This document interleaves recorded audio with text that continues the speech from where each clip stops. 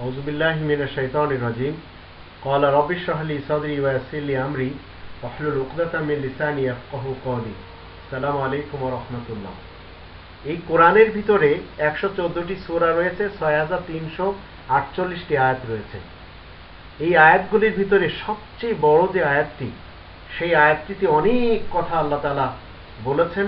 তার ভিতরে তিনি বলছেন যে যখন তোমাদের সাথে কারো লেনদেন হবে, কোনো ধরনের লেনদেন, টাকা পয়সার হোক, ইসলামের ব্যাপারে হোক, আয়াতের ব্যাপারে হোক, কথাবার্তার হোক, যাই হোক না কেন, আল্লাহ বলছেন দুইজন পুরুষকে সাক্ষী করতে হবে। যদি দুইজন পুরুষ সাক্ষী না থাকে তাহলে একজন পুরুষ আর দুইজন নারী।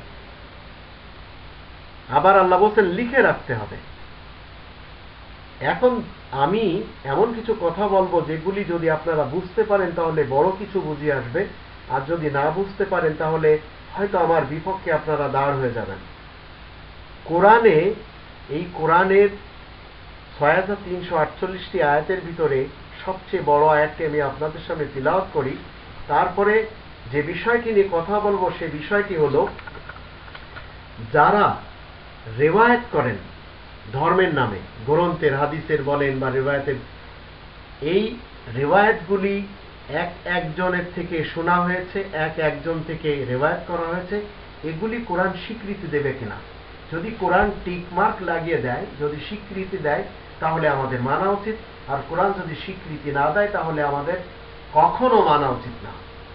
তো কোরআনে আল্লাহ বলছেন, ইয়া আইয়ুহাল্লাযীনা আমানু ইযা তাদায়ানতুম বিদাইনিন ইলা আজালিন মুসাম্মান ফাকতুবু ওয়া লিয়াকতুব বাইনাকুম কাতিবুম বিল আদল ওয়া লা ইয়াবা কাতিবুন আন ইয়াকতুবা কামা আল্লামাহুল্লাহু ফালিয়াকতুব ওয়া লিইউমলিল্লাযী আলাইহিল হাক্কু ওয়া লিয়াত্তাকিল্লাহা রাব্বাহু ওয়া লা ইয়াবখাস মিনহু শাইআ ফাইন কানা আল্লাযী আলাইহিল হাক্কু সাফীহান আও দাঈফান আও লা ইস্তাতিউ আন ইউমিল্লা হুয়া ফালিইউমলিল ওয়ালিয়্যুহু বিল আদল ওয়াস্তাশহিদু শাহিদাইনি মির রিজালিকুম ফাইন লাম ইয়াকুনা রাজুলাইন ফারাজুলুন ওয়া ইমরাতান মিম্মান তারদাউনা মিনাশ শুহাদা আন তাদিল্লা ইহদাহুমা ফাতুযাক্কিরা ইহদাহুমা আল-উখরা ওয়া লা ইয়াবা আশ-শুহাদাউ ইযা মা দুউ ওয়া লা তাসআমু আন তাকতুবুহু সাগীরান আও কাবীরান ইলা আজালি যালিকুম আকসাতু ইনদাল্লাহ ওয়া আকামু লিশ-শাহাদাতি ওয়া আদনা আল্লা তারতাবু ইল্লা আন তাকুনা তিজারাতান হাদিরাতান তুদিরুনা বাইনাকুম ফালাইসা আলাইকুম জুনাহুন আল্লা তাকতুবুহা ওয়া আশহিদু ইযা তাবায়াতুম ওয়া লা ইদারা কাতিবুন ওয়া লা শাহীদ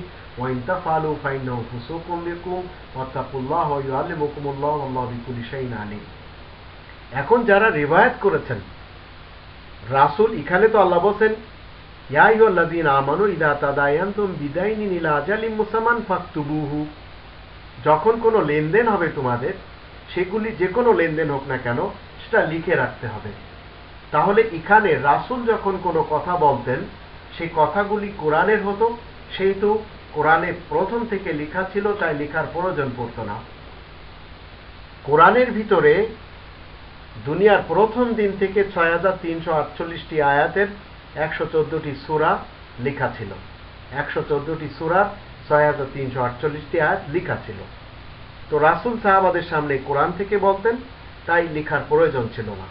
যারা মনে করছেন আজ যে হাদিস আমাদের মানতে হবে, তাহলে আপনাদের উচিত, এই আয়াতে আল্লাহ বলছেন যখন তিনি কোনো কথা ডেলিভারি দিতেন ইসলামের নামে, তো এখানে আল্লাহ বলছেন ফাকতুবুহু, সেটা লিখে রাখতে হবে। তো রাসূল কিন্তু কখনো কোনো জিনিস লিখে রাখেননি, সাহাবারাও লিখে রাখেননি, তাবিঈনরাও লিখেননি, তাবে তাবিঈনরাও লেখেননি। এরপরে ভ্রান্ত যারা কোরআনের শত্রু, ইসলামের শত্রু, এই ভ্রান্ত লেখকেরা সব লিখেছেন। তারপরে মজার জিনিস হলো আল্লাহ বলছেন যে ওয়াস্তাশহিদু শাহিদাইনি মির রিজালিকুম, যখন কোনো লেনদেন, কথার হোক, টাকা পয়সার হোক, সওদাপাতির হোক, দুজন সাক্ষী রাখতে হবে।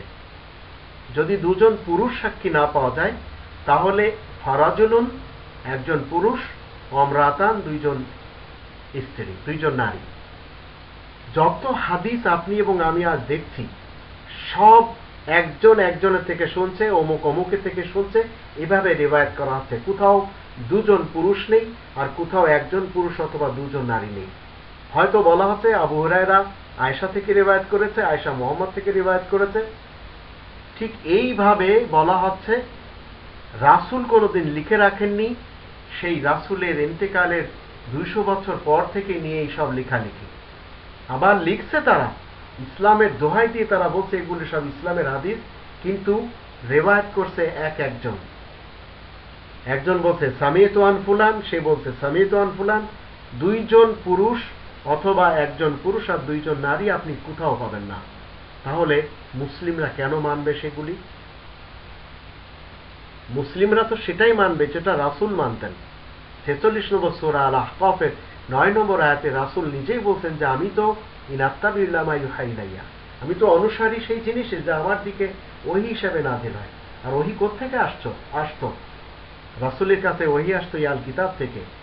তাই তো আল্লাহ 29 নম্বর সূরা আল আনকাবুত এর 45 নম্বর আয়াতে আল্লাহ বলেন উতলু মা ওহিয়া ইলাইকা মিনাল কিতাব, তোমাকে তিলাওয়াত করতে হবে যা ওহী তোমার দিকে আল কিতাব থেকে হয়। ঠিক এইভাবে আমরা যদি 17 নম্বর সূরা বানী ইসরাঈলের 82 নম্বর আয়াতে দেখি, সেখানে বলা হচ্ছে ওয়ানুনাজ্জিলু মিনাল কোরআন, রাসূলের উপরে নাজিল হচ্ছে কোরআনের মধ্য থেকে। তো এইটা প্রথম থেকে লেখা ছিল। আজ বার্মিংহাম ইউনিভার্সিটিতে আমরা যে কোরআনের সন্ধান পাচ্ছি, সেই কোরআনটি রাসূলের জীবনের পূর্বে। আর কোরআন বলছে রাসূলের কাছে নাজিল হচ্ছে কোরআনের মধ্য থেকে, আল কিতাবের মধ্য থেকে। তো লিপিবদ্ধ প্রথম থেকে ছিল, সেজন্যই কোনো হাদিস লেখার প্রয়োজন পড়ছে না। যদি প্রয়োজন পড়তো রাসূল নিজেই লিখতেন এবং সাহাবাদের দিয়ে লিখাতেন।